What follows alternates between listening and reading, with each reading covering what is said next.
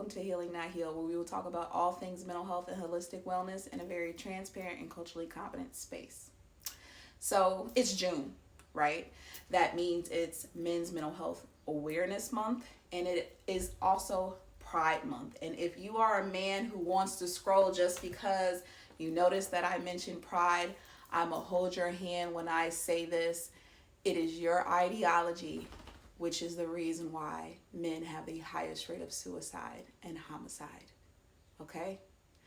So these are two important topics, and I felt like in some ways they kind of tie in together because of the ideology behind some of the views of the LGBT family that cause a lot of mental distress to men in their perspective about just about what masculinity is, what gender fluidity is, and just the amount of stress and pressure that has been placed on men and enforced by men and encouraged by men that have systematically killed them by their own hands. And so, like I said, I'm gonna hold your hands when I say this. It's the ideology behind it that is so damaging because, again, of how you assume masculinity should look and how you're repressing your own emotions by policing others in that same way. Now, I want to debunk a myth, okay? There's probably this assumption, because I'm not very gentle woo-woo with men, that I'm this feminist, man-hating therapist, and I just want to debunk that myth in that I have actually worked in the penal system with men for 10 years before I retired out of that career and switched gears. And the majority of my career has been working with men, personality disordered men, mood disordered men. And so I have a lot of experience in when I say and how I approach my communication, because I talk to them like I talk to you, like I talk to my friends, like I would talk to anybody. I am very, it is what it is. And so, and when it's a space to be gentle, I am gentle. And like I said, I don't have bad reviews. I was an amazing therapist in that setting. And those aren't my words. But there has to be a conversation that doesn't include blaming women. And that's where I get frustrated, because I think there does need to be a lot of communication and conversation about men's health. And I think it is the responsibility and onus on men to take the front of that conversation. And that's why I take a step back, because it is some of the values that have been enforced and instilled by men that have caused men to feel like they have to repress their emotions. And yes, women are responsible as well for feeding into it. But you have to realize, in patriarchy, this is a system designed by men, enforced by men, and women, we're taught through our experiences with men on what masculinity should be, and not everyone's experience is the same. And we need to be honest about that as well. And a lot of that hyper masculinity that was groomed into our culture was to keep our mindsets very limited. And I think that is the spectrum of conversation, because, and please don't be offended when I say this, the conversations with more educated and more culturally rounded individuals who have maybe traveled and experienced different cultures have more sense of awareness and acceptance and tolerance than those that have stayed in very small, tight-knit communities where a lot of these Christian, white, patriarchic ideologies have been enforced. Gender fluidity, gender expression, and sexual expression was very fluid in a lot of our native cultures, but we were taught to think different. We were taught to believe different. one of the complaints that I have, and I want to have men have this conversation with each other about, is the fact that they have incorporated this indoctrine and accepted it and now are hurt by it. We have to have these conversations in awareness of knowing that when our countries got taken over by capitalism and white patriarchy and instilled its Christian values, I know we felt like we had to adapt out of survival and to acclimate to a lot of their cultural beliefs, right? If you can accept that slavery has happened, please continue to do your research of the origins of some of our culture and the fluidity in our culture prior to. And that goes with spirituality as well. I think the fear that has been instilled continues to be that the more you align with whiteness, the more you align with Christian values, the more you align with capitalism, that you're more free and you're more accepted and you're more normal and more socially accepted and you're in the in crowd. And it has never worked out for Black men. It has never worked out for Black men. You have single-handedly been penalized along the way, trying to adapt to what you think you feel like they want for you to be accepted into their culture, and it has not worked. And what I mean by that is, if you look at Black women in comparison, very, very, very eclectic women. We all look different. We express ourselves different. Our hair, our nails, our makeup, our lashes, how we talk, our dialect, we switch it up. We're very adaptable women. And although we are oppressed in a lot of different ways, we still have adapted and have been successful. And what I mean by that is we are the most inclusive and tolerant group of individuals. We'll welcome everybody into our home and love on everyone. And if we're really talking about good Christian values, that would just be human nature, right? But so why do men lead in homicide? Why do men lead in suicide?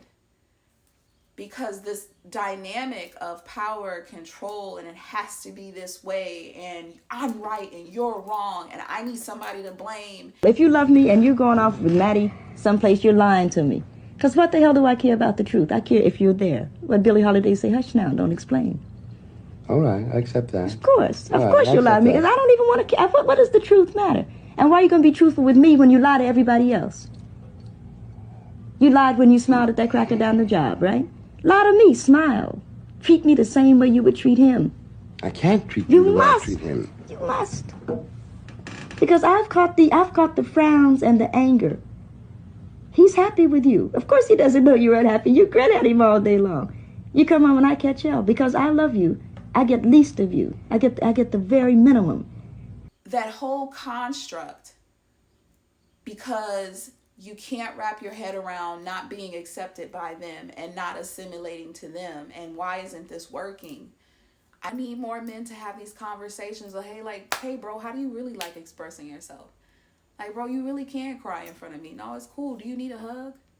And it's not homo, right? It's not gay. It's, dude, how was your day? What's going on with you and why would you do that, man? That's not cool. Like, confronting your man on shit that's just wrong. Like, the things that bring community together, that bring people together, the acknowledgement of emotions, the emotional intelligence to understand body language and to communicate and to, without having to use dominance, without having to use power, without having to use bullying or control or coercion or violence. I know there is a very competitive, predatory nature to men, and I don't mean that in a sense of like sexually. I just mean in a sense of like men are dominant, there's masculine, and here we go with the fluidity of masculine and feminine traits, but I know it's very masculine traits to want to be in control and have power and to lead and all of those things. But you can lead from the back, right? You can lead by learning. Leadership doesn't have to look like force and control and authority. Women are so much capable of leadership without having to use that dynamic, and we're seen as incapable, incompetent, and weak because we express empathy and compassion. You know, some of the conversations that we have about women like running for office is, can they handle that? Are they grit enough? Are they tough enough to have these conversations about war and blah blah blah? What about peace? I know that sounds super woo woo, but like, and I'm not just talking about black men, I'm talking about men in general. Like this whole, and I know I'm very much unrealistic that, you know, in my livelihood, seeing a generation of a nation that, you know, was more considerate of each other, and less violent. But it's just crazy to me that this type of ideology continues to be enforced, and it's almost scary because of how much violence is being desensitized and being normalized, and even by women, where I feel like women are just too masculine. I agree with men on that aspect too. Women are very masculine right now, but what are we absorbing? What are we watching? What are we acknowledging in our news? Let's be less concerned about who's twerking on the car and who's sleeping with what athlete, and let's focus on like who's actually shooting up schools and who's actually committing acts of violence and domestic violence and sexual assault, and, you know, talk about real important issues. It's like, why are those the conversations that get avoided when those are the most offended by men? Men want to talk about what women are doing with their sexuality and their expression and what's going on with them, and it's like, men, y'all have so much more to worry about and concentrate on for your own mental than worrying about what these women doing, because women have been like, you know what, and it's sad because it shouldn't have to be like that. It really shouldn't have to be like that, but it's survival, right? When we're talking about adapting, what did I say? Women are going to adapt every time. And so if that means less procreating, less marriage, more childless women, single, you know what I mean? And we got to cut the race off. I think that's where my spiritual woo-woo side comes in on, like, you know what? The universe, karma going to do what it's going to do regardless. And so this division that we see is like making each other sit down and focus on ourselves for one. But really, you could really see the vast difference of how black men and black women are coping and the success behind it. You know, I'm talking education, income, entrepreneurship, home ownership. Again, instead of blaming, instead of looking outside yourselves, these do need to be conversations with yourself and with your counterparts on what is the ideology that's failing us? What is the mentality that's failing us? Is this culture that we've adapted to really serving us? Is it really helping us? Is it helping my mental? Do I feel like I can express myself? And you know, when you guys talk about having a safe space, why don't you guys don't even feel safe having these conversations with each other? Right? You want to find a safe space in a woman, but you can't find a safe space in your homeboys. It's very superficial. It's about sports, and your man can fuck up and you don't say nothing to him. How does that not fuck with your mental on trust? When we talk about integrity, we talk about character, right? And I hate to say this again, there's a vast difference on, I have a wide spectrum of friends, and my educated, more culturally experienced people don't have these conversations. It's the people that never hopped off the porch or had a passport. And I don't say that to be elitist. I'm saying, why don't you open your mind to have conversations and listen to people who have experienced more than you? What is the dominance of I have to be right when you haven't experienced the world outside yourself, or down the block, or down the street, or across the state, or across the country? Your experience is so limited to what only you've experienced. And how does that help anyone? And what makes your values, your ideology, the right way? right? When there's a whole world outside of us that has lived different. And when you do your research, when you want to educate yourself, when you want to look up what is my, like, do your ancestry, look up your culture, and really get down to the grassroots of all of this gender identity, blue and pink bullshit is the social construct that was made up less than 200 years ago. Right? And so that's the mentality of like, you, when we talk about people being brainwashed, baby, they did a job. They did a job for men to feel emasculated by being surrounded by someone who doesn't think or feel like they do. Right? Like if there are some men that are just so headstrong about transphobia and gay men that it's just like the violence towards it because of the fear behind it. It has no rationality behind it. So it's like, where are you getting these ideologies?